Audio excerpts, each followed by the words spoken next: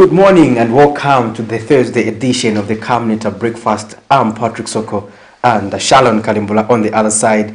Together we'll be with you up to the hour of 9 as we continue to bring you nothing but infotainment on the Camnet Breakfast Show. Why are you looking at me? I was also looking at you. You're looking American. You are mom sungish. You are crazy.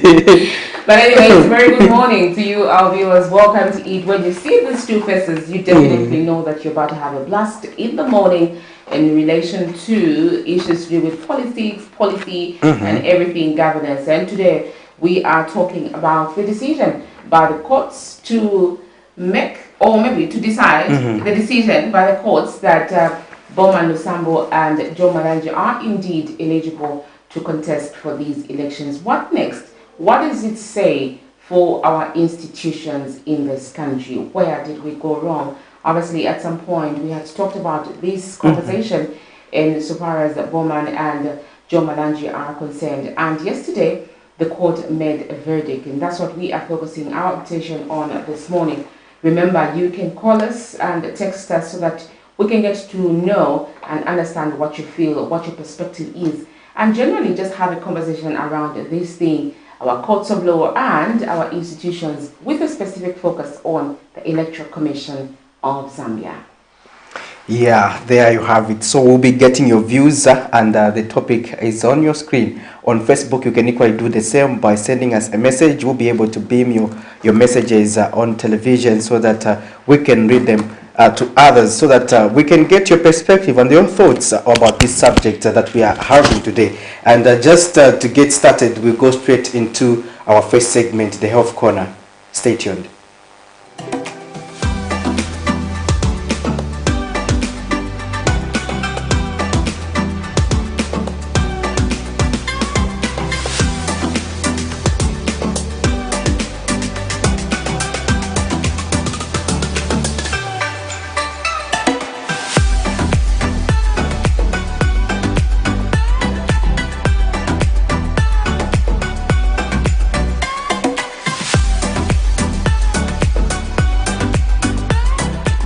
Good morning. Welcome to the breakfast show, in particular the health segment, which is proudly and happily brought to you by the Medical Women Association of Zambia.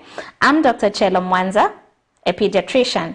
Today, we're going to look at nutrition, feeding habits, and the varieties of food that we can give to these children to enhance their proper growth. So this week, we can do a recap. So this week, we're looking at the importance of the under 5 clinic visits, and also there are various components and activities that actually do take place when we take our children there. So far, we looked at baby and parent information, and we also looked at growth monitoring in terms of their weight, their height, and brain development. We also looked at what we can do, what toys we can give to these children to help stimulate their brain to grow. And so today we're going to focus on nutrition. Basically, nutrition is what kind of food we give these children for the optimum growth that we desire to see in every child. Every growing child needs the right amount of food at the right time for them to grow as they're supposed to. So when a child is born, we expect that this child is exclusively fed on milk. It could be breast milk or it could be formula milk, depending on the parent's desire. Breast milk is the best milk for every child to grow adequately. Now, for the first 6 months, we expect that this child will be on breast milk alone. Well, not restricted to breast milk, but milk. It could be breast milk or formula milk. Children below the age of 6 months should not be fed on animal milk. So this is the milk that we buy from stores or shops. It could be cowbell, it could be Nido, it could be all these varieties of milk. So this milk is not supposed to be given to the children because it will not enhance the growth that we want for them to have. So at about 6 months, you can start introducing other feeds to this child. So other feeds could be porridge, it could be mashed potato, it could be shima, even as this child starts to tolerate solid foods. Now, I should mention that there is no particular kind of food that is best to introduce when you start introducing foods to these children. Others say you need to introduce fruits before vegetables, and so on and so forth. It all depends on the baby's preference. What we need for you to learn is when you start introducing these foods, they should be balanced. Okay, so they should contain energy-giving foods. Those are the food that contain sugars, let's say mealie meal, rice, and so on and so forth. You also need to combine to the energy-giving foods the bodybuilding foods. Those are what we call proteins. So it can be beef, it can be sour, it can be chicken, it can be carpenter, it can be beans, it can be soya, whatever you are able to afford. You can also give them protective foods. So these are vegetables, fruits. And someone may ask, how then do you give, vegetables to this child that can barely, chew? It's not a problem. You can pound these various components of foods and add them to the porridge. You can pound the vegetables, you can pound the meat.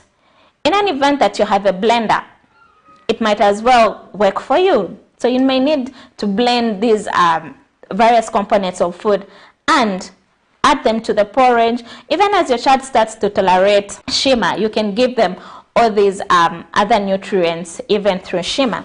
So at the under 5, when you come for the visits, we have this card. So this, it shows clearly what kind of feeding we need to give this child. So you can see that from 0 to 6 months, this child should be exclusively fed on milk, like I have said. I need mention that if a parent opts to give a particular child formula milk, there's no one best formula to give a child, but it depends on which one the child tolerates. The brands could be different, but at the end of the day is what your child tolerates. And even as a family, as you decide that you will not breastfeed your child, you want to give them formula milk, you should be in a position that you can afford it. You have the know-how to make the milk. You have the adequate bottles. You have good water supply. You have the means of heating your water.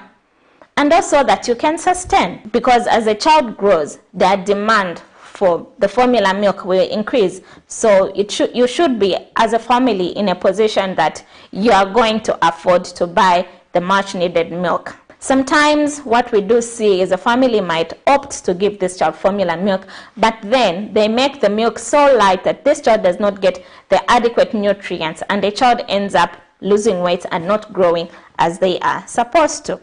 So then, if you come back to this chart, so after 6 months, when you introduce other feeds, it means that your child can breastfeed and have 3 other supplements of food. It could be in the morning, in the afternoon, and evening. So those are 3 extra plates of whatever you can afford, and mostly it's porridge. Then, after about 1 year, the demands for your child increase. So you continue breastfeeding them. They continue with 3 main meals and 2 snacks. Okay? So you can breastfeed your child up to the age of 2, and if you still desire, you can still continue thereon until when you feel you can stop breastfeeding. But it's always important that you breastfeed your child up to the age of 2. So when we move on to the age of 2 to 3 years, they still need to take their 3 main meals and 2 snacks. So it could be they get their breakfast, and then in between around 10 you give them something extra. It could be a snack. They get their lunch, and again at about 16 or so they get a snack, and they can have their dinner as well. So that's 2 to 3 years. It's the same between 3 to 5 years. Okay, so now I just want us to focus on the foods that we can give. We don't really need to look for exotic foods that we cannot afford. It's the basic food that we have in our homes. Mealie meal, cassava, rice, chicken, fish, carpenter, beans, soya, the various vegetables. It could be rape, it could be calembla, the fruits that we have around, the mangoes, the guavas, the oranges. And so for children that can't really take these foods as raw as they can be, you can pound them for them, you can blend them, you can squeeze the juice out of a lemon and give it to your child to drink. So let's also not forget to give them adequate amounts of water. After 6 months, you can always give your child some water to take after each feed. And so this is what we had for you on the nutrition segment. Remember, nutrition, good nutrition will enable your child to develop as they are supposed to. It will lead to proper weight gain, height gain, and brain development. Thank you so much for joining us. See you tomorrow, even as we look at vaccinations. Thank you.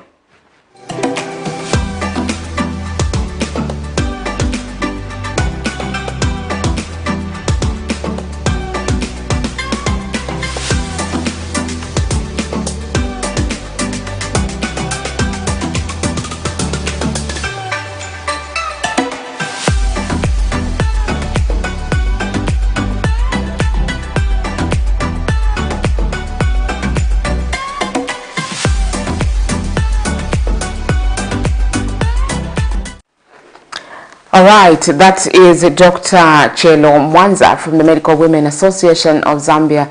And continuing from what we've been discussing this morning, children's health, she's a pediatrician. And yesterday she was talking about reading the under 5 and the components of checking your weight, what were the baby weight and stuff. And today she was continuing on the issue of nutrition, what you need to feed your baby. And obviously those to my icons or drawings or pictures are placed on the under 5 card. They will be able to tell what you need to feed your child at what time and what time and what time, because sometimes black at nanwa nadia, you know, by the time you're reaching 14 hours they will mpele chibwali atalile chali musola tipa 16 year ufensala chibwali atishali woman. By the time it's reaching 18, you're eating dinner with the elders. But you know, children have a way they're supposed to eat. They eat in small portions. They eat regulated food. It could be. It's not about expensive food.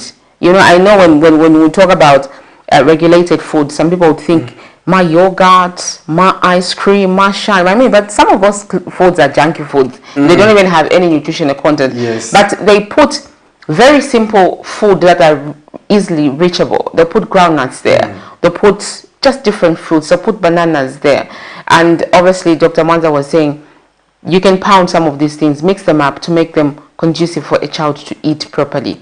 It doesn't have to be exaggerated food. It has to be the locally produced food, especially because that's what they usually talk about. Imbalala, you know, porridge, that's maize meal, sometimes even millet, but it has to be nutritious. The center of everything else, it has to be nutrition.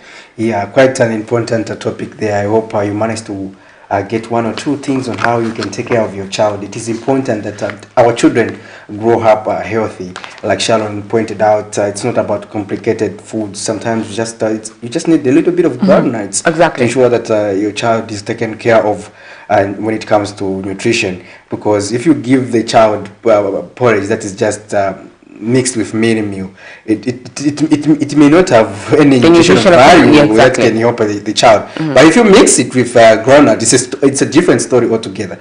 So that's what we are talking about. So you make sure that you get familiarized with how you can just make sure that you manage the nutrition of your child, even using available resources. You don't have to be complicated or have a lot of money to just do that. There are available foods that we can always supplement to ensure that the child grows healthy. Indeed. Let's look at how the kwacha is faring against the major convertibles. So the United States dollars is buying at 15 kwacha 35 ngwe and selling at 15 kwacha 65 ngwe. The euro is at 15 kwacha 22 ngwe and selling at 15 kwacha 52 ngwe. The Great British Pound is at 17 kwacha 57 ngwe and selling at 17 kwacha 92 ngwe, while the South African rand is at 0.88 ngwe and selling at 0.90 ngwe. Those are your money markets as of today, the 8th of August. Is it September 2022? I'm not sure why I want to go back. I'm wondering. Yeah, anyways, such happens. But those are your money markets as of today. And yesterday, Patrick, we talked about how it has started reflecting on the prices of goods and commodities in relation to how the currency is faring, the inflation rates and stuff. You did a story, obviously, we talked about it. We surely hope that things continue to move in a positive way towards us, the consumers. Exactly. Positive towards us. Yes, yeah. You know? Yeah, we just hope that it will continue appreciating the kwacha so that we continue to benefit. Already we have been passed on a benefit of having a reduction of 1 kwacha for route. Exactly. On bus fares, Sharon. And I hope this time around, like you were predicting, that we won't be having that to say we have not printed the fare charts and everything. But I think for this time around, it's a different ball game altogether, because I've seen they have made a twist. I've seen the Bus and Taxi Drivers Association have been in partnership with the Road Transport and Safety Agency and other organizations that are involved. So we are seeing to it that this aspect is being addressed accordingly, Sharon. This is because last time when we had, for instance, capital buses, then we were more involved. Capital buses, flash buses. Exactly. We were more involved in this, but now the bus and taxis, now it is the one now even behind the printing of those fare charts. Because when Flash used to do that, they used to do them for their own routes. So sometimes when they decide not to do so, you find that everyone else suffers. It's affected. Now they have, it's like that, so now has engaged an association to ensure that they just do that every time there's these announcements come. But the bus drivers also, my prediction is that they don't have to worry a lot, because if you will. Yes, exactly. But we are just hoping that it will be good. But all the same, the IMF package deal, Sharon, also comes with those conditions that are bringing, let me say, sort of anxiety in people. Because they will also come with other measures, Sharon, that are going to restrict us. For instance, the government is already talking about completely doing away with all the taxes that were suspended to just facilitate the reduction of fuel prices. They want to reinstate them. So now that means that we are going to also go back to the old fare charts that was too expensive for more consumers. So that's for now. Let's just enjoy for this while. It may last up to November or October, month end October. But for now, let's see if we can enjoy it while we can. But the overall result may not be as pleasing.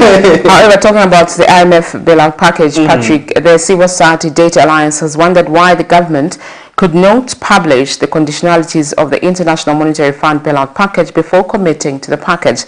CSO Data Alliance chairperson for the Felix Imuyere says doing so would have allowed the private sector to scrutinize the conditions attached to the IMF deal and advise the government accordingly to ensure that the package does not affect the social sector's spending. Father Muyere has since implored the government to expedite the process of passing the Access to Information Bill into law for easy access of information on how the package is being utilized. Meanwhile, Oxfam Country Representative Yvonne Cheboya says that the conditionalities need to be well understood to ensure that it protects the most vulnerable people in the communities. Just like you have mentioned, Patrick, these are stakeholders who are complaining to say, why were the conditions not availed? Of course, some of the conditions were availed, but the full details of the conditions were just availed, I think, a day before yesterday. You know, they were just made public.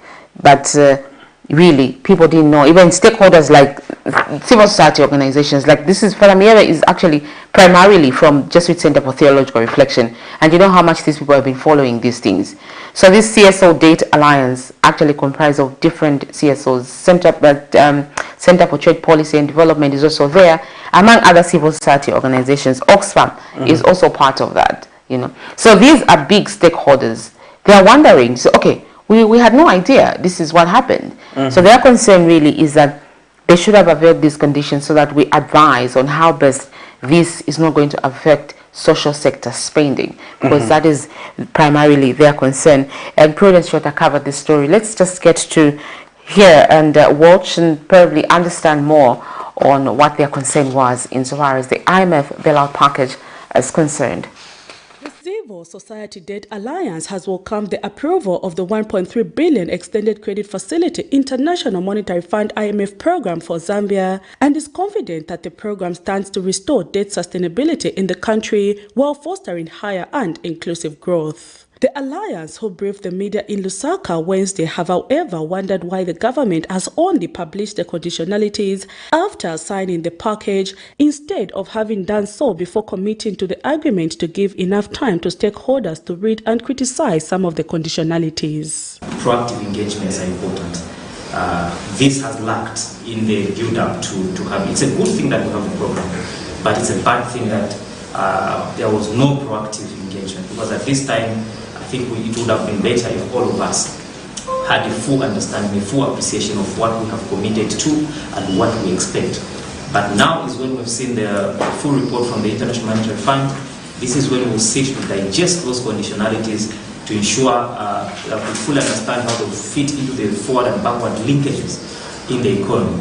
Meanwhile, Alliance Chairperson Father Alex Muyebe has since appealed to the government to expedite the process of passing the Access to Information Bill early into the program to allow for easy access of information, and has urged the Zambian government to continue embracing an open-door policy of engagement with other stakeholders that are beyond government bodies. To ensure social accountability from the public, there will be a need to repackage the details of the program in a language and way that can be easily understood by most of our citizens.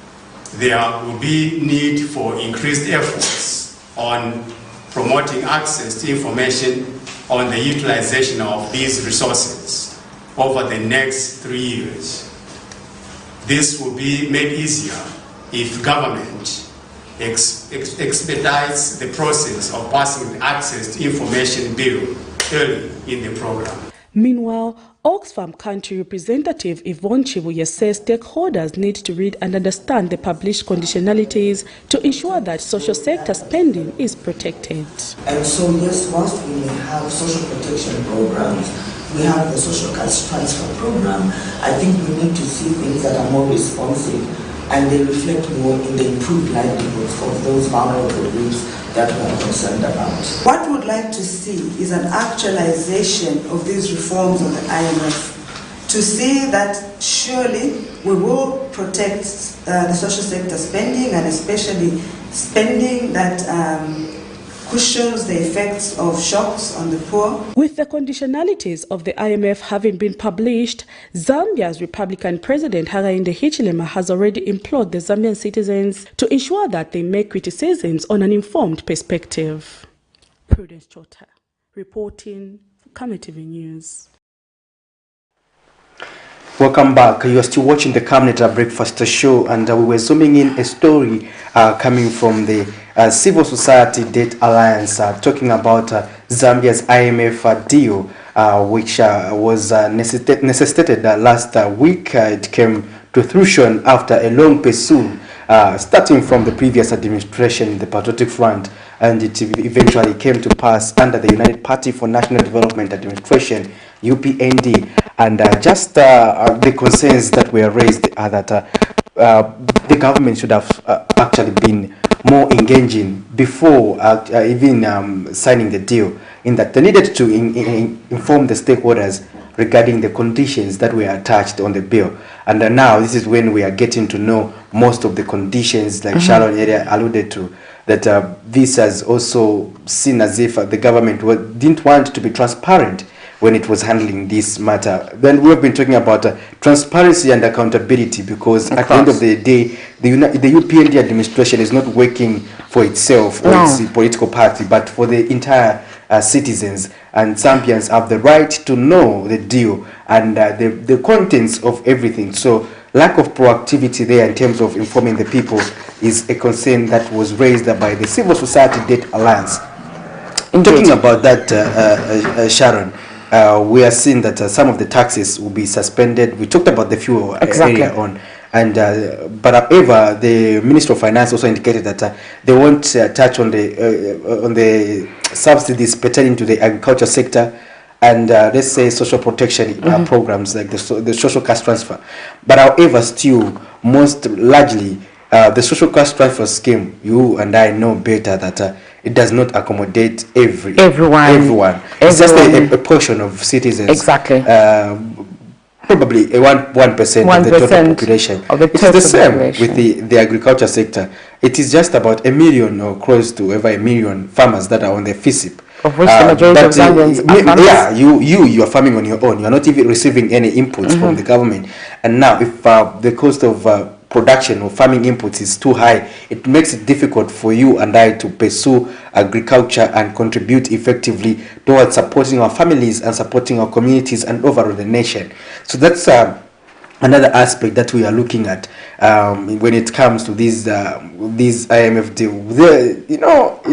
It is a good deal, but it also comes those conditions, and how the government responds to those conditions is what we are yet to see. Exactly. And then, Patrick, talking about the elephant in the house, the Constitutional Court ruled that the Electoral Commission of Zambia was wrong to state that former Kabushi Member of Parliament BOWMAN LUSAMBO and his counterpart, former Kwacha Member of Parliament Joseph Malanji, were ineligible to recontest following the nullification of their elections as they caused a vacancy.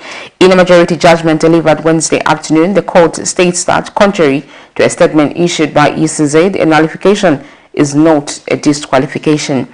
This was in a matter in which the two argued before court that the decision by ECZ to bar them from filing in their nomination papers on the 25th of August 2022 was illegal and unconstitutional. This is what we are talking about this morning. What is your say insofar as the Electoral Commission of Zambia's decision is concerned? The courts, what does it mean? How is our constitution really? Why so much confusion? This is what we are talking about this morning. You can have your say by calling us just right about now, or send us those text messages so that we can get to read them and tap into your knowledge insofar as this is concerned.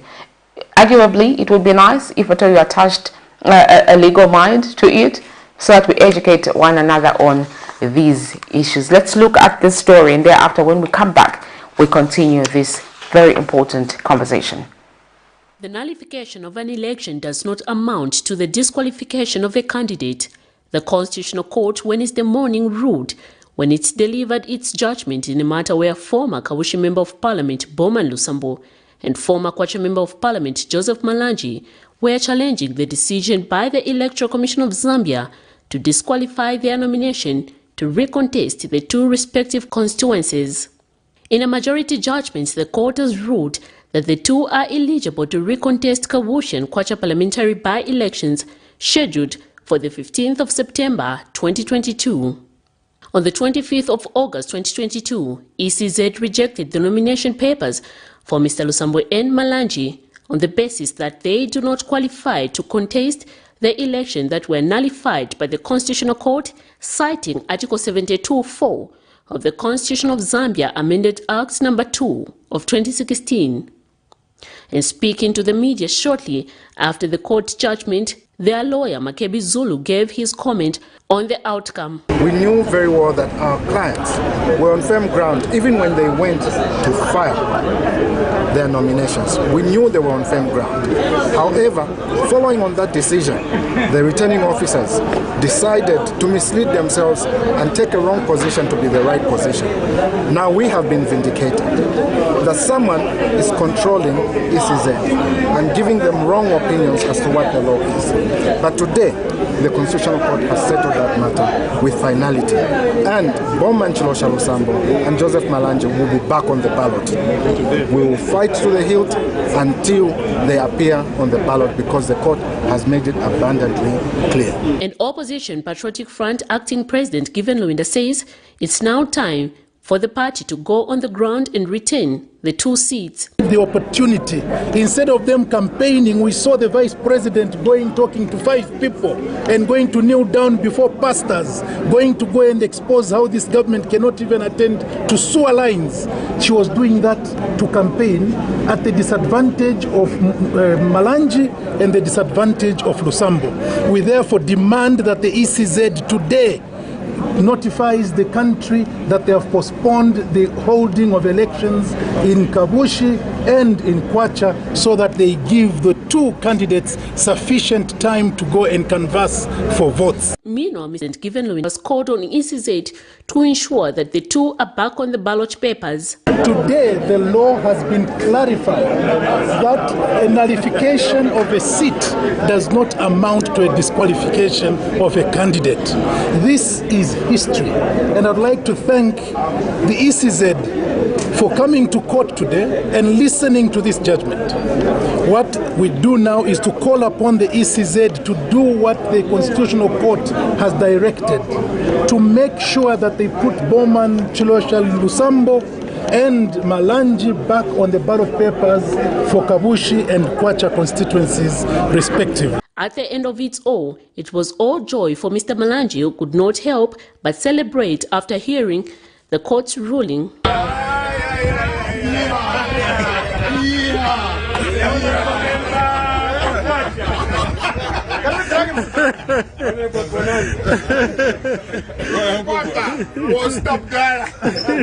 Congratulations. Miriam Kaimba reporting for Camnet TV News. It ended in laughter. I've never seen Mr. Malanji laugh. As you say, it ended in tears. Why does it ended in tears? I've never seen him laugh. Malanji, like I've never seen his dental formula. Like I've never seen it so wide. Because he's always on a serious side. All the time. I think that picture goes down in memory. It goes down in history. It's for keeps in archives. I think Yaditi Makamba to call this. Ijaka? Was it young? The way he was walking, like staggering, you know, like all over, you know, like when you feel like, oh my god, that was a move. The all over move. Yeah, so there. I would love to know how HH felt when he was declared winner. Did he also do that can walk like But anyways, these are just imaginations, and this is what goes on when people actually feel excited about things, when things move their way, really positive. You know, you just feel so excited. But anyways, that was the story that was covered by Miriam yesterday at the court. The ruling was around 14 hours, and she brought us that report. Obviously, Mr. Malanji also there, Sean, celebrating and excited about this. Mr. Lwinda also, who is acting president for the Patriotic Front, was saying ECZ needs to act according to the ruling. Let's pick the score and hear what our caller has to say. Hello. Hello, good morning. Good morning. How are you? Fine, thank you. How are you? Mr. Nkuma from Livingston. Mr. Nkuma. Yeah, greetings to you. Greetings to you too. And congratulations to the new Prime Minister of Britain. Liz, thank you. That's how it should be. Exactly. Okay. We also congratulate my uncle, my able uncle Malanji, Njambi Amuki Sule. I also congratulate Honorable Pustosa Lusambo. God bless them. We don't know that money and the head cannot survive and can never win. This was Mali's theory. The law association of Zambia went in, lawyers went in. Honorable Mula Katelo is on record. He spoke honorable court judge following the topic. So, there's no need to again discuss this matter. What we're supposed to say now is Rwanda must resign, and those also that disqualified the MALANJI and LUSAMBO as nominating centers must resign on moral grounds. They must set a precedent. My advice to these officers is that they must not take part in the issues of the head and money. This is an invisible hand that is accepted in all things, head and money. And you people want to assist that invisible hand. No. Zambia is bigger than all of us. Let's put aside this head. Let's put aside this money. It's not going to work for us. Look at what has happened in Kenya. There was money waiting to stop Ruto. The honorable court of Kenya apprehends the election of honorable Ruto. That is how it should be. Let's fight the head. Let's fight the money. We cannot eat the money. We cannot eat the head. Zambia is suffering. Zambia is at the crossroads. No! Let us refuse this thing. Today we thank God that the lawyers of Patriotic France have been investigated. Thank you very much. God bless you. All right, thank you so much, Livingston. There, always representing. Thank you so much. We appreciate your feedback. Yeah. And according to him, obviously, the court ruled in what was expected. According to him, he clearly mentioned when he called, I think the other week when we were discussing a similar topic, he said the Law Association of Zambia is on firm ground, and they know what they are talking about. We should listen to them. And today he has actually re-echoed that to say the Law Association of Zambia was on firm ground, and they said this is a wrong route that ECZ is taking. However, the calls that he's making to say this and this should resign remain unheard. Yeah, exactly. From our part. From our part, we didn't hear that. On those aspects, yes. It's not like in Britain, yes, where we are having a new prime minister now, because the other one had to resign. Had to resign on moral grounds. You too can have your say on this topic that we are discussing this morning. Just call us on the numbers that are scrolling on your screen. Send us those text messages on our socials, that's Facebook and YouTube, and we will be able to read those text messages. We want to tap into your knowledge insofar as this decision is concerned. Of course, it has been made, but what next? Because there's been a hullabaloo, there's been a confusion, Patrick, whether this judgment will mean fresh nominations or whether the election will be deferred to a later date. You know, all these things people are still discussing. There's still a number of views coming from different people. We are not even sure who is correct or not. Hello. Let's go. Hello, good morning. Yeah, morning, madam. Good, thanks. Good morning, thank you. Yeah, this is from Mamba. Mamba, you can go ahead with your contribution, sir. Yeah, I think that with my local language. Please go ahead. Yeah, so us, we were disappointed in our results of the job of MALANJI and Mr. BOWMAN from. Because Mukangara Kumbura, city of President of Obama, Zari National Konga, Naro Zazani. But here, I'm always a good man, that is interest. Because there is no way that we have to look directly into very wrong. Therefore, watena vitu vyao yote vinatolewa ni kuwasi ya watu wote ataka watu kwa nini ndio watu na mpango waka ndio wao wanapewa shida kwa ndio ndio watu wakati wako shati pale ndio all these guys are that so ni kuwasi ya watu kama I understand MALANJI church. So thank you very much. I think we have a good opportunity. Thank you so much. All All right, thank you, Mamba, representing there.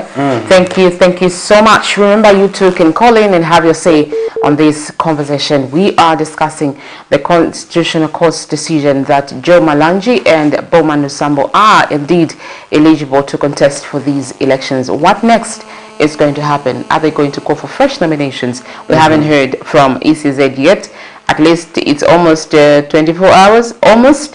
At 14, it will be 24 hours from the time the decision was made. And we are still waiting for them to issue a statement. At least, obviously, they need to say something.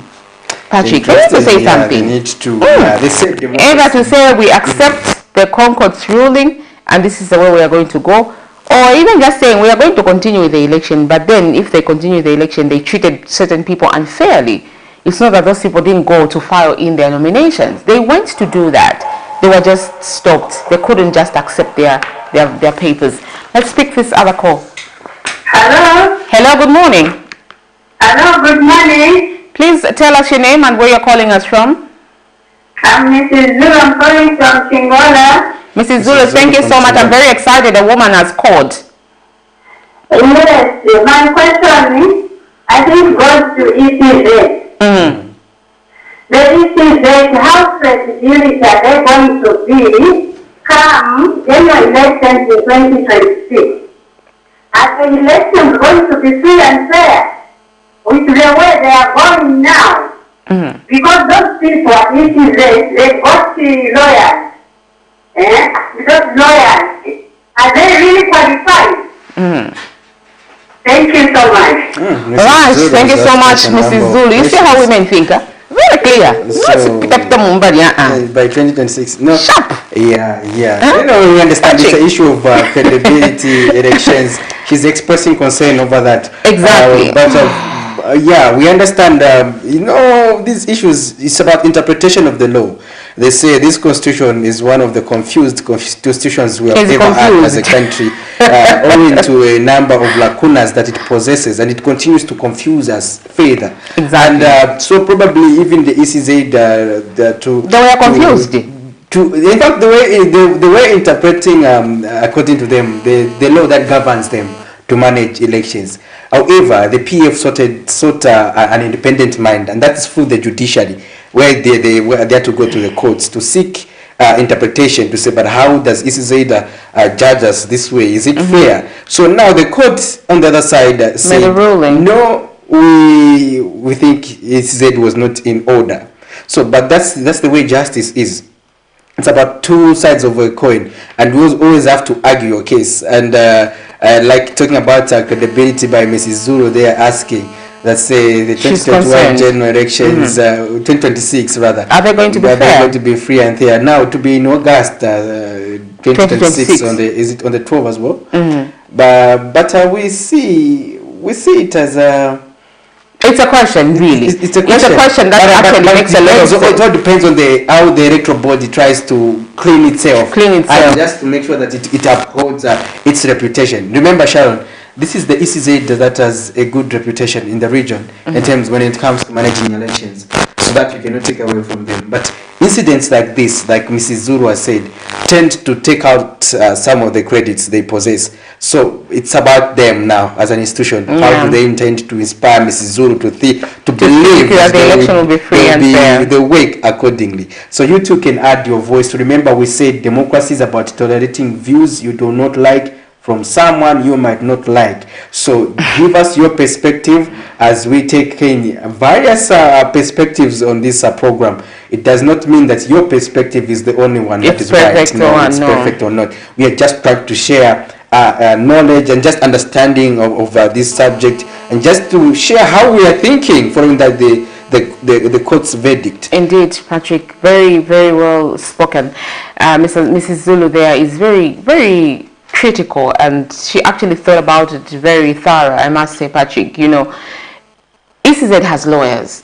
If they could not understand this and argue out their case before even deciding to issue that statement that these two are not eligible, what kind of constitution did they use to understand that, to base their judgment? You know, those are the things that she was thinking about, obviously, the whole night. Let's take this call.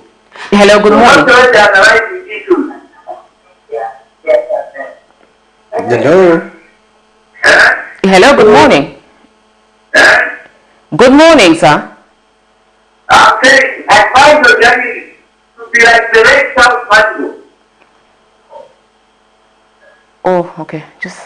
Yes. We can't. We can't hear him. Where is it? Your line is pretty bad. Just try to call us once again, and we will be able to have a conversation with you. Remember, it's not an argument, it's a conversation, and we want to educate one another on how best we can avail information to the public. Remember that this decision was made by the courts, and therefore a lot of statements, a lot of theories have come out of this, and we want to tap into your knowledge. So you can call us and have your say on this discussion that we are having this morning. Yeah, so it's quite an interesting discussion now. If we look at another twist to this this discussion, quite right, BOWMAN, LUSAMBO and MALANJI for now may be eligible, Sharon, according to the verdict of yesterday. But look, the Anti-Corruption Commission went ahead and arrested the two gentlemen. Exactly. For charges related to electoral malpractices. Now, what would happen, for instance, if they successfully file in and later on the court convicts the two? That's another discussion. Situation there. That's another situation there. Hello, good morning. Hello? Good morning. Good morning, how are you? Fine, thank how you. are you, sir? Yes, this is working upon you from Kaloma Southern College. All right. Please go ahead with your contribution. Yes, friends. It's good now that's the court now that is independent. But I don't believe when it is where the state 26 it is going to be okay. So remember in 2016, this is the same court which is changed to hear the petition. So there is nothing that in the first 26 the election wants to go. No, that's to go to include the people. That is not true. The court now that is saying they are able to charge accordingly, not that the way it was that time, where the politicians are taking over. So this time, this is the freedom.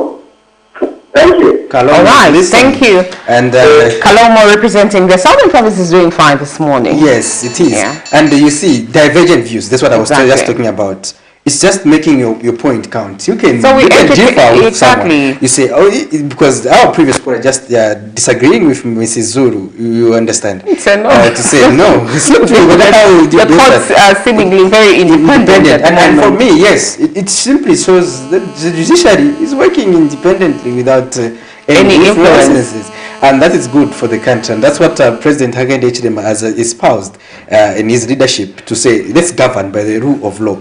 But the major problem we have as a country is the same 2016 constitution, which has a lot of lacunas. And we understand that the previous administration, the Patriotic Front, wanted to amend the constitution. Again. However, the process that was taken there brought a lot of debate.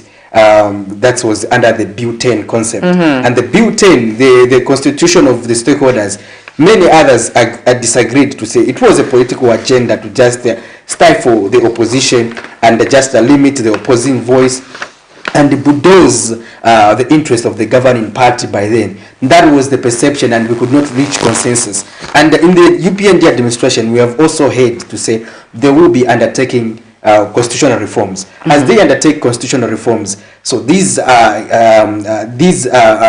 have to be done probably before 2026, Exactly. because if we are doing constitutional processes just a few days before elections, or few months or few years before the election, sometimes they tend to bring confusion, because people tend to think it is being used for political To favor mileage. the ruling party. So these processes are better done Now. at a time when There's we a are lot not of thinking about time before elections, Yes. exactly. So these constitutional reforms have to be undertaken, because this same constitution is too confusing. Remember, it's a constitution that was supposed to be having, where we were supposed to be having deputy ministers or ministers appointed outside parliament. Outside And that parliament. clause was removed.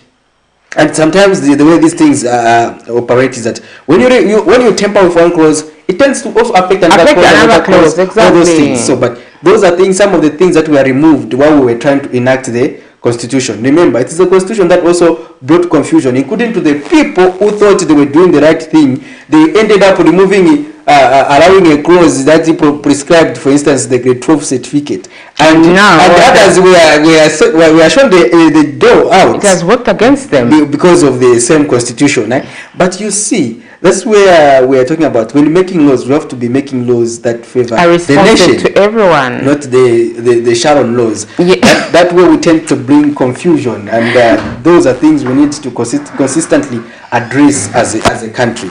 Now, I was asking you about that scenario. Probably I pick on your thoughts. Exactly. Pertaining to that, okay, now you and I, we covered that story last week when BOWMAN, LUSAMBO and MALANJI were arrested by the Anti-Corruption Commission. Now, let's say they are going to participate in this by-election.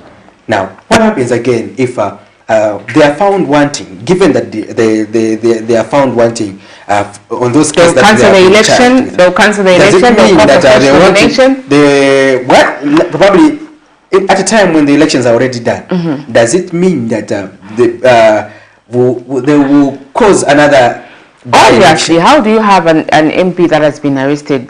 I'm not saying the who's been incarcerated, Patrick, because I'm meant to understand that the courts really, for them to nullify these elections, they proved beyond reasonable doubt that these people were involved in these electoral malpractices, you know. For BOWMAN, LUSAMBO, it was electoral malpractice and what? Is it corruption? Yes, of course. Bribes and all those things. But for MALANJI, it was due to lack of having a grade 12 certificate, of which he may have now, because Limbali Lembulura last year, certificate. So yeah, or he just didn't produce it at the time. He just didn't produce it at the time. Somewhere. It was somewhere. So, you know? yeah. But honestly, grade 12, why wouldn't you have it near you? Probably because now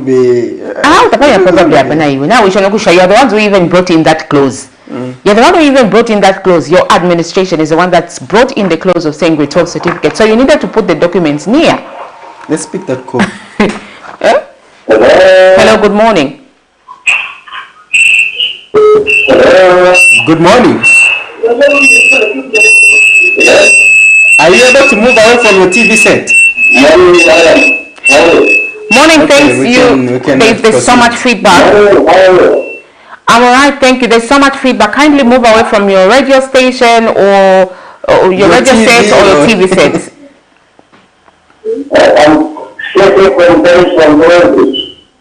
You are? Okay, from Solwezi. We can hardly hear you. I'm not sure, probably because you're too close to your television set. So kindly move away from your set and then we have a conversation. Can you turn down the volume of your TV set? Can you hear us now? Yes, we can hear you now. Yes, my conversation was that I just want to comment about BOWMAN, LUSAMBO and Clay Marine. Because many people people are on my side. But how come the first group that know it is covered for the criminal we are taking? So, do you think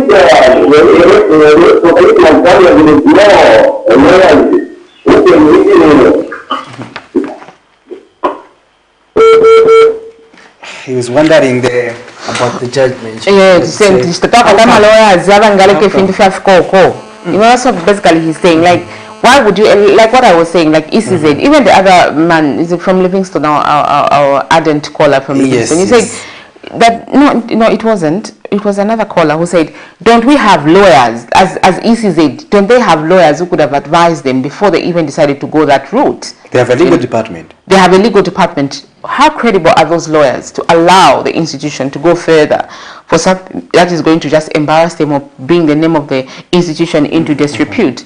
Basically, that is what he's saying. So you two can have your say on this very important conversation. Before that call, Patrick, I was saying there is no way somebody would forego or maybe misplace their very important, simple document of a grade 12 certificate. And that's the more reason why I keep saying maybe Bali Lembulura. However, like you are saying, there are two ways about it. Maybe he might have forgotten it. Maybe he might have misplaced it. So this time around, maybe he has it. But like you were saying, both of them have been arrested by ACC. They are being investigated. In an event that they are found with cases to answer beyond reasonable doubt and taken to court, they start appearing in court. Maybe they are charged. Maybe they are, you know, all those things culminating into a whole lot of a disadvantage to them and the country at large. Because suppose we rushed to jail, you know, suppose they're jailed, what happens? How do you have a member of parliament in prison? That not jumping the gun though, but the judgment may be either way. It may be in their favor, or not. But in an event that they are judged and they are jailed, they're probably given maybe 2 years, 1 year sentence. Why would you have a member of parliament in jail? That calls for another election. So it may call for another election. It may call for another election. Now listen again. That's why even our previous caller was also asking to say the same court nullified the seat on the basis that there was electoral malpractices. You understand? But how come again the same court goes to say they are eligible? The ECZ was wrong. Confusion and everything. So these are the questions that Zambians are asking themselves. You understand? Yes. So now the SEC, I suspect they will use the same. Let's say on the case of BOWMAN LUSAMBO, they will use the same argument that necessitated the nullification of the Kabushi by-election to say, was then that the election, it is evident that there was electoral malpractices. So that's why the Kabushi by-election was nullified. Hence, we have a case with Mr. LUSAMBO on, let's say, bribes and whatever. Corruption. Now, those are the grounds in which the ACC will be basing its evidence on, or its argument or its case on against Mr. LUSAMBO, probably when they go to court pertaining to the same issues. Now, if Mr. LUSAMBO is found wanting, like you said, he may be taken in. Now, that may also call for a fresh election again. Exactly. So these people are surrounded by a lot of things, really, that needs to be cleared before anything else. But we are not sure if at all ACC will expedite their process. Again, when they do that, it will mean to members of the public that they are being infringed upon. They're being pushed by an invisible hand that some of the callers have actually mentioned. To say there was an invisible hand that was actually operating, moving the what do you call those chess pieces? What do you call them? Pawns. Pawns, exactly. Moving the pawns, the invisible hand. When like vroom, vroom, vroom, vroom, you don't know exactly what is happening. So really, that's what our caller there had said. This is what I was given a checkmate. A checkmate, like psh, psh, psh, psh. So we are wondering if at all something like that happens, maybe by ACC, they become so swift, because these people are well known for dilly-dallying when it comes to cases. They take very long. Yeah, so now if at all case yapa BOWMAN na Joe Malanji, they do it within 1 month, like within or even just 2 weeks, arrested, court, judgment, what? Then obviously people will start saying, why? You know? But for me, it would be good to do away with the cases so that the MPs are cleared. It will be good to do away with the case, Patrick, but at the same time, it will mean this invisible hand is not so invisible anymore. It's pushing them to do things. Because we know ACC does not do things. Patrick, you and I know. ACC only 1 month after dispose.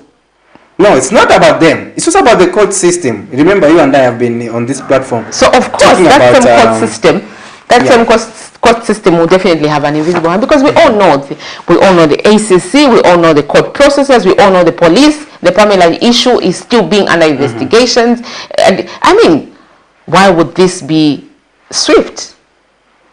Is a bigger question.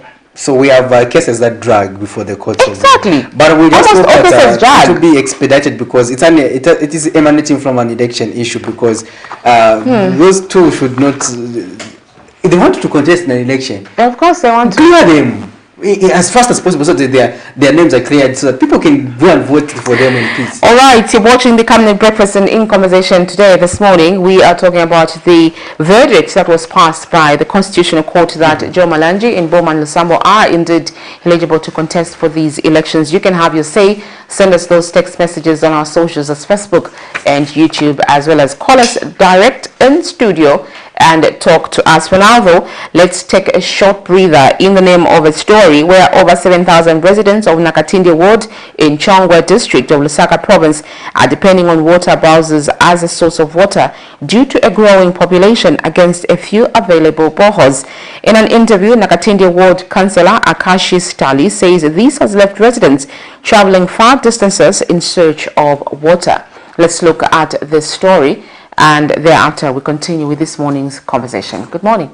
Concerned parties in the water and sanitation sector have been expressing that Zambia is at high risk of missing its target of making clean water as well as sanitation easily accessible to all its citizens by 2030. This arises from various indicators in the country, such as the case of Nakatindi Ward in Chongwe district, where over 7,000 residents are still struggling to access clean water. In an interview, Area Councillor Akashi Stali says existing boreholes have not been enough to meet the growing population, forcing many residents to walk far distances to access water. Mr. Stali says the sinking of 12 boreholes in the ward has therefore been earmarked under the 25.7 million kwacha Constituency Development Fund in 2022. At the moment, part of the community, especially the army area, they just use the water bounce to deliver water every morning.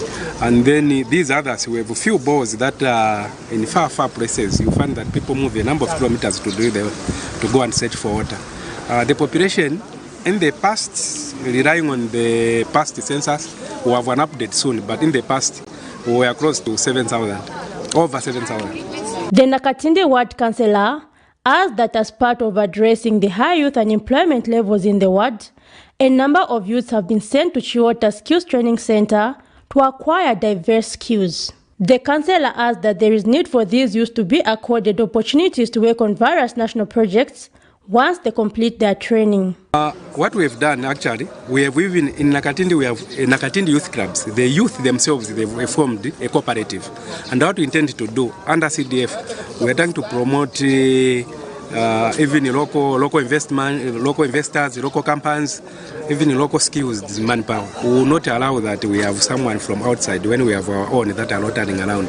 So from these skills that they are doing, when they come back, we'll see. Whenever we're doing construction, we want to engage our local youth so that at least they find something to do. He has expressed hope that the increased CDA from 1.6 million to 25.7 million kwacha will help in bridging social and economic inequalities in the country. Zipporah Mshala, Camnet News, Lusaka. Really a question of wastage, but it's outright theft. So you see that law enforcement agencies have taken particular interest. Just today, the Anti-Corruption Commission has also stated that they have taken note of the Auditor General's revelations with keen interest, and they're following up the matter. So what is important to state and note is that under this administration, such things will be stories of the past. And we will make sure that we run a transparent administration and also ensure that such things do not occur by making sure that HR aspects such as head counts and audits from time to time are carried out to ensure that people are paid for where they are working and the stations they are working for. All those that are not in their stations ought to be careful, because as the head count goes on, you may actually be removed from the payroll if you are not in your designated station, but you are on the payroll.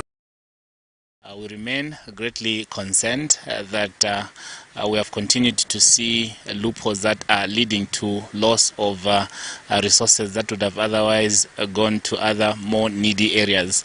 Our appeal to the relevant authorities, be it the Drug Enforcement Commission, the Zambia Police, the Anti-Corruption Commission, is that they should work hand in hand, especially through the joint investigations team that was constituted to fight graft, to try and trace and identify these people so that ultimately we can try and see what we can recover from the resources that have actually been lost. This country has been grappling with a number of development challenges, part of which includes serious challenges to finance critical sectors such as the health sector.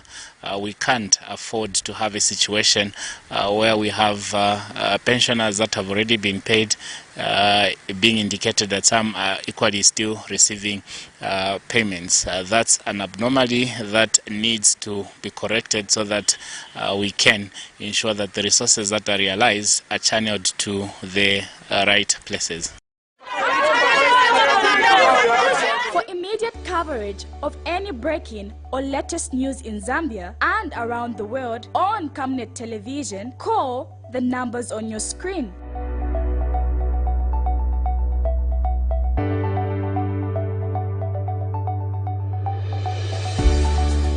Camnet television, bringing to your screens fair news, impartial news, credible and reliable news all the time. Get the whole truth on Camnet World News.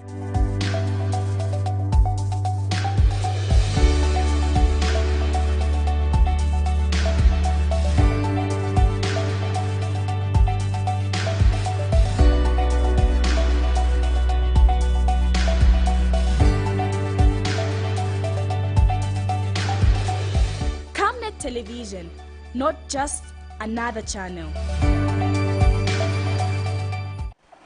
Welcome back. You are still watching the Camnet Breakfast Show, and we are discussing the aspect of BOWMAN in LUSAMBO.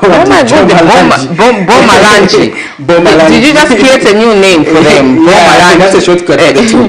For the BOWMALA. And yeah, so yeah, so then BOWMAN LUSAMBO and Joe Malanji, and we've been getting your views as our dear viewers, and various perspectives have come through on this topic, and we are still getting your views. You too, in case you haven't shared your perspective, we are getting that right now on the breakfast show. Shalom, and we also had the story on ghost workers. Would you be happy to have been among the ghost workers? Shamala boy, cause something. Kaingira fi wa withdraw wacha tuma transactions. Cause something. Umufia shaman. Yeah, boy. But anyways, I think the revelations by the Auditor General, I think the day before yesterday, was very, very appalling. I must say, there's no way you can have all that money being lost to ghost workers, people that do not double salaries. Why would you do that? Why would you employ people that are not there physically and you're paying them? For me, that is an act of selfishness beyond reasonable doubt, because money that was supposed to be spent on other needy sectors, Patrick, could have gone into other people's pockets, At the same time, the previous administration, Patrick, did not employ as much civil servants as expected. No wonder the number that we have for those that would want to be civil servants keeps ballooning by the day. We have a lot of teachers. For example, we have two sectors that really are highly dependent on being employed by government. That is the teaching fraternity and the medical fraternity, We have a number of people in the teaching fraternity. We could tell from the numbers that applied for the previous jobs, over 100,000. That's a lot of people, man. Hello, good morning. Hello. Good morning. Good morning. Yes, you are through to the Camnet Breakfast Show. Your name and where you are calling us from? Alex, I'm calling you from Lusaka. I'm watching you. Oh, Alex, please go ahead with your contribution. Yes. Sharon, listen. I'm interested in this topic. We seem to have a lot of problems in this country because how to tell we are definitely, we are very grateful. We talk too much at the expense of operating. Look at the law. What is the law first law? Is it not a principle? If you are saying we put a law that people that must participate as leaders in the election that follows, they must be credible people.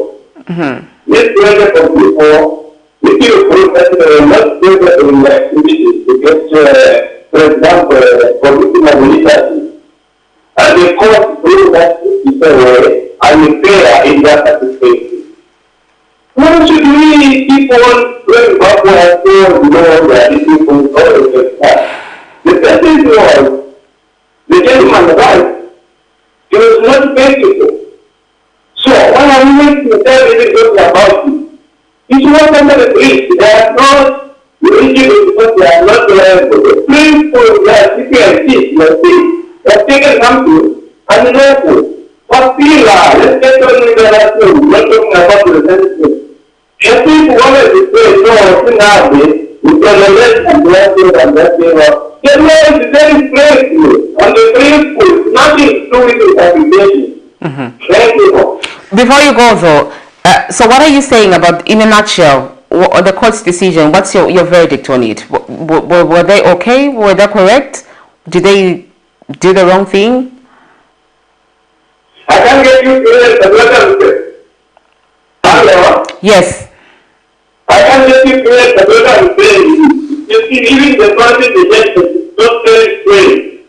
They are saying the foundation or whether this guy is qualified or not.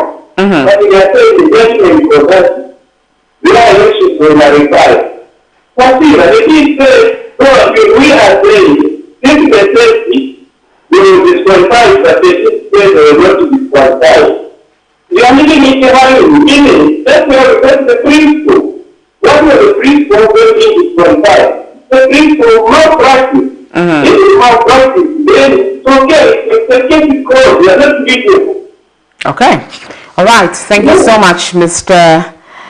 Alex. They're having a contribution on that. You too can have your say on this and ensure that you are formal enough to conversate with us. We want to hear and understand even better if at all you were to quote the law while explaining these things, because we want to educate one another. We are journalists, we are not lawyers. And the thing is that everyone has an opinion. That's the Mr. Alex is bringing out his other aspects. Yes, according to his understanding. The judgment is just also confusing. Because I was trying to understand, to say, is it just on the interpretation to say, was the ECZ wrong to undertake that as action to interpret the law? That's the more reason why. That's what I was saying. Wrong. So now if the court will say, yes, ECZ was wrong to interpret the law, but now, does it mean that the MALANJI and LUSAMBO are eligible to contest? According to the judgment, Patrick, those guys are eligible to stand. Because if at all the majority judgment said these people, a nullification is not a disqualification, it simply means they are eligible, according to my English understanding. Don't forget. But you know what the law says. The law says, Article Shan, when you read it in Shan, Article 74 too actually says, if you cause a by-election, you are not eligible. So all these. So, but who necessitated the nullification of the election? But in both of them put. So now, both from the ruling. For me, I sometimes say, he's one who petitioned those people. He wants no, that's in my young picky. Like Jubilee Malam put it. Just like Jubilee Malam. We have a call, I think. Hello, good morning. Hello. Good morning, madam. Hello. Hello, good morning. Fine, and how are you? Can you speak up? I'm fine. I am fine. Mulete mina kwisa? Kundela tumatoba kweshina mkwai. Tumatoba kweshina? Mubanga. Bamubanga konkani enipono kutoba kwe formula 4 kuchita contribute.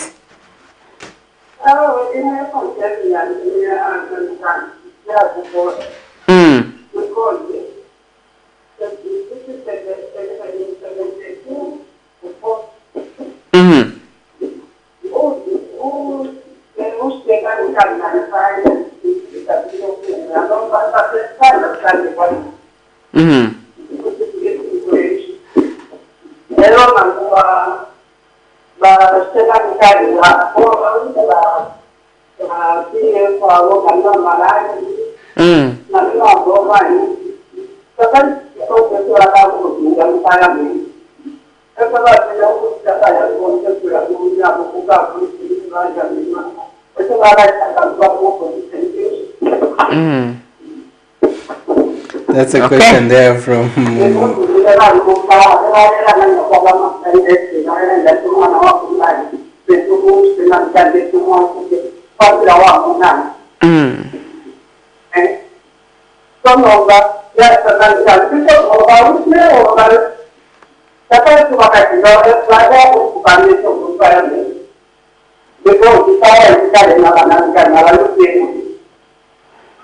Okay.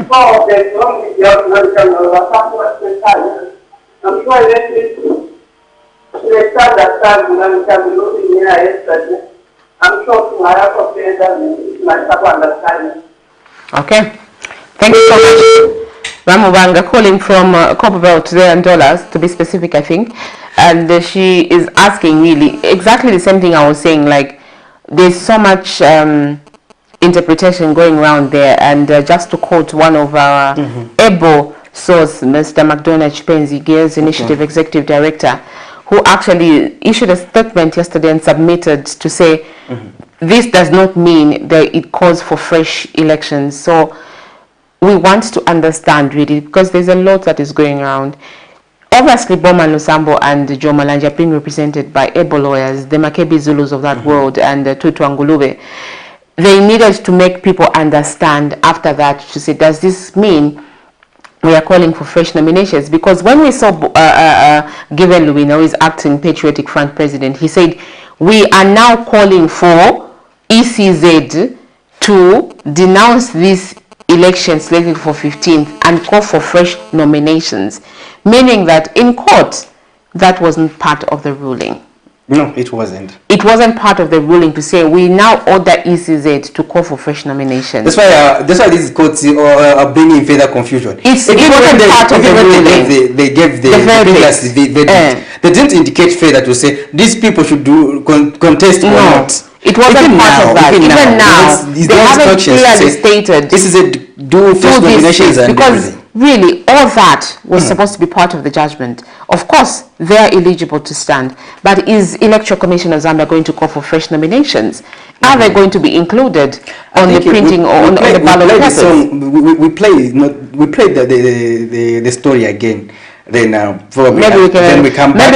We also engage Mr. Chipenzi to explain something on the same issue. Let's play that story once again from the court, Amos, and then we look at talking to one of our sources who actually was very critical and says he will take this matter back to court if indeed these two are allowed to contest. But let's look at this story from the Constitutional Court, and thereafter we will continue this conversation.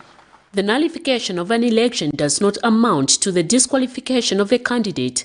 The Constitutional Court Wednesday morning ruled when it delivered its judgment in a matter where former Kawushi Member of Parliament BOWMAN LUSAMBO and former Kwacha Member of Parliament Joseph Malanji were challenging the decision by the Electoral Commission of Zambia to disqualify their nomination to recontest the two respective constituencies.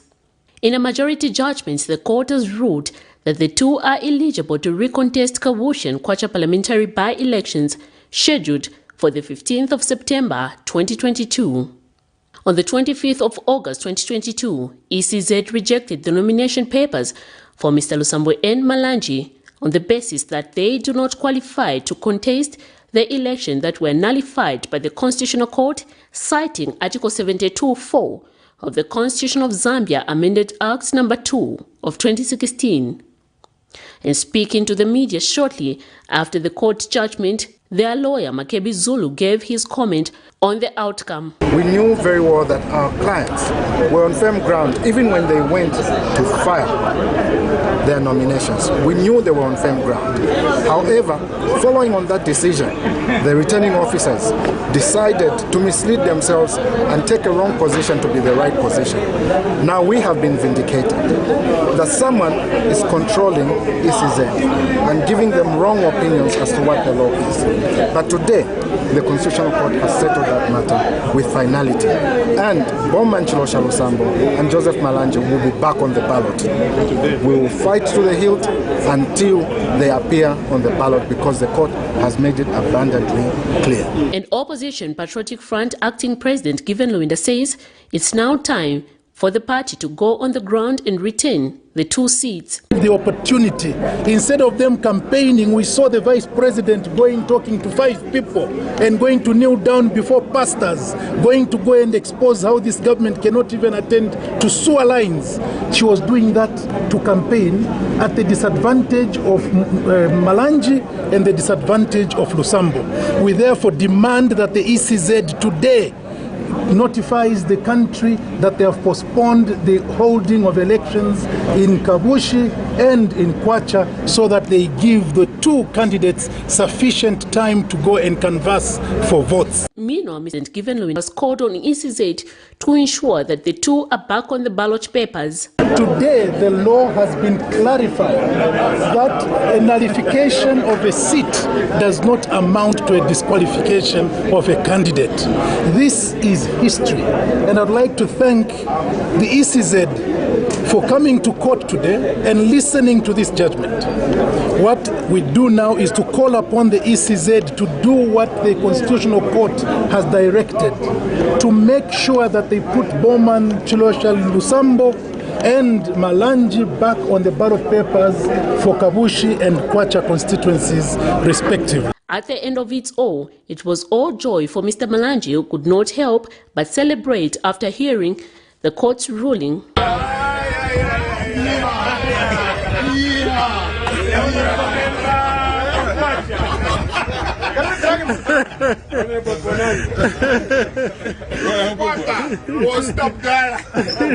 Congratulations. Miriam Kaimba reporting for Camnet TV News. For immediate coverage of any breaking or latest news in Zambia and around the world on Camnet Television, call the numbers on your screen.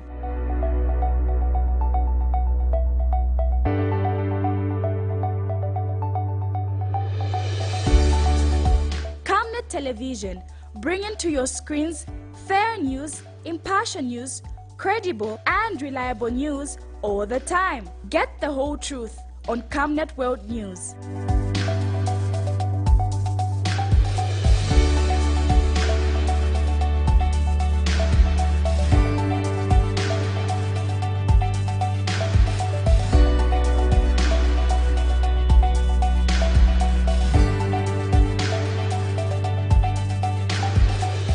Camnet Television, not just another channel. Welcome back. You're still watching the Camnet Breakfast, and in conversation this morning, we are joined by GEAR's Initiative Executive Director, Mr. McDonald Chipenzi, hopefully on the line. He is still with us. Let's try to tap into his knowledge insofar as this morning's topic is concerned. Mr. Chipenzi, good morning. Hello? Good morning. How are you? A bit low. Oh, I'm a bit low. We can hear you now. We can hear you now. Yes. All right. So this morning, Mr. Chipenzi, obviously we are discussing the Constitutional Court ruling over Electoral Commission of Zambia's decision that BOWMAN and Lusambo are not BOWMAN. Indeed, BOWMAN, Lusambo, and Joe Malanji are not eligible. But then yesterday there was a twist to this story. What does it mean, briefly? You come again. I didn't get your. What does the Constitutional Court ruling mean and the issue of BOWMAN Lusambo and Joe Malanji contesting? Well, from my own understanding, is that the Constitutional Court's position has created more debate than resolving the debate. Because now we have seen our comrades who were supposed to go to the nomination center, they are now going to the court. Instead, the ruling having given a clear cut, it has created ambiguity which needs interpretation again by the court. So the question is, if the premise its decision on the issue of creating a vacancy, the court is insisting on disqualification and nullification. But what the court is avoiding is whether a nullification creates a vacancy. That they have not sorted out. And this is why you find that the court has not given order if or indeed nullified the nominations that happened on the 25th of August. So that in itself creates a problem now that will require to be sorted out again. Yeah, so the court should have been clear that what is causing a nullification, okay? What reason makes it to nullify a seat? Was this because of disqualification, or was this because of violation of an electoral code of conduct? Then that would have helped us to appreciate why the court nullified the seat. But in this case, the court says we did disqualify you, but they nullified the seat. They nullified the election rather. And that nullification of the election caused a vacancy. And then they say, no, as we never disqualified, you are eligible. But what do you make of Article 72, Chapter 4, which says if you cause a vacancy, you are eligible to stand in an election in the life of that parliament or the council. So that's the confusion that is now is there, and that's why now we don't know what is next. Because we continue speaking in tongues, because our courts are not giving us a very clear judgment on such matters. All right. Thank you so much, Mr. Chipenzi. But you also had a pending case, Mr. Chipenzi, before you go, on the same issues. What's the way forward on that, and how are you going to handle matters going forward? Come again? We understand that you had also a case on the same issues, and where does it leave us now at the moment? And what sort of action are you also going to take to help redress this issue? Well, I think we are hearing that the people have gone to another court. So we hope that the other court will help to resolve this issue.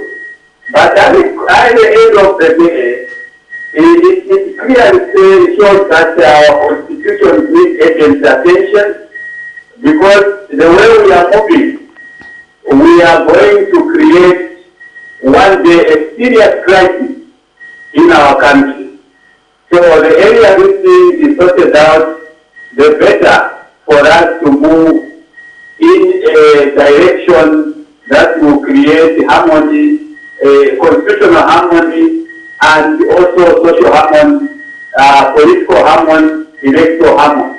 And also people must appreciate that why do people petition candidates who they feel that they engage in malpractices? It's because they are looking for justice.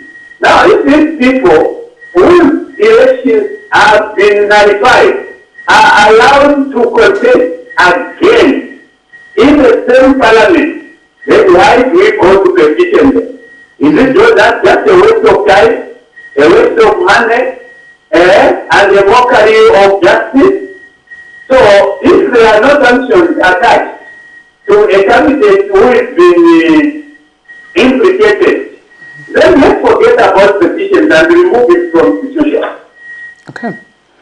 All right, there you have it. Thank you so much. We will surely get back to you as and when you are needed. You know you're always needed with such issues. Thank you so much, Mr. Chipenzi.